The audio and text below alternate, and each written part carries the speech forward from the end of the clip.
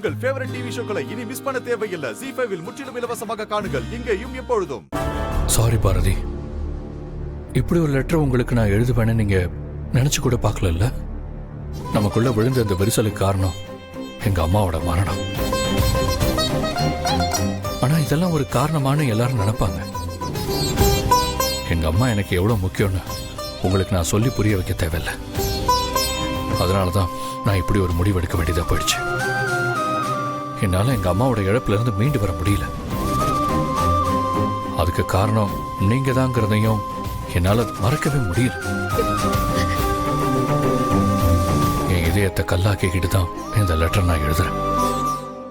ஏன்னா இந்த லெட்டர் உங்க கையில இருக்கும்போது நான் உங்க பக்கத்துல இருக்க மாட்டேன். சொல்லிக்காம போயிட்டா எனக்கு என்னாச்சோ ஏதாச்சும் பயந்துகிட்டே இருப்பீங்கன்னு தான் இந்த லெட்டர் உங்களுக்கு எழுதி போஸ்ட் பண்ணிட்டு நான் கிளம்பி போறேன். என்ன நீங்க தேட வேண்டாம் பாரதி. அப்படி தேடி என்னை கண்டுபிடிச்சு வந்தாலும் உங்க கூட என்னால பழைய ஆதியா சந்தோஷமா குடும்பம் நடத்த முடியாது.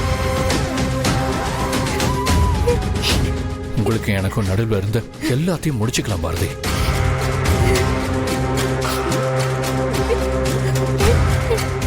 என்னால உங்களுக்கு எந்த விதமான சந்தோஷத்தையும் தர முடியாதுன்னு தெரிஞ்சுதான் நான் இந்த முடிவுக்கு வந்தேன்.